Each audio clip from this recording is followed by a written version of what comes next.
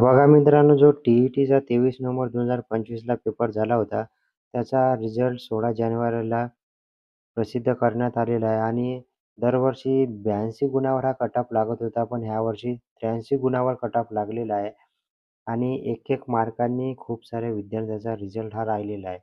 तर बघा, जे टी-ई-टी आहे, सी-टेट आहे, हा 82 गुणांवर कट ऑफ लागत असतो.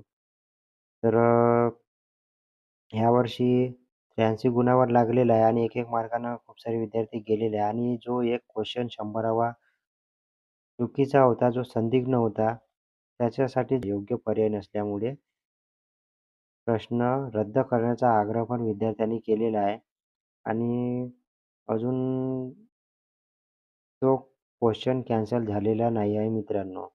तर बघा अशी अपडेट आलेली आहे, की एका मार्कांनी खूप साऱ्या विद्यार्थ्यांचा हा कट ऑफ राहिलेला आहे आणि त्यांना बाहेर पडावं लागलेलं आहे. आता हा क्वेश्चन त्यांनी चूक देणार की नाही, ते आता आपल्याला बघावं लागणार आहे मित्रांनो आणि अशाच नवीन-नवीन अपडेटसाठी आपल्या चॅनलला पण नक्की सबस्क्राईब करून ठेवायचं आहे. धन्यवाद.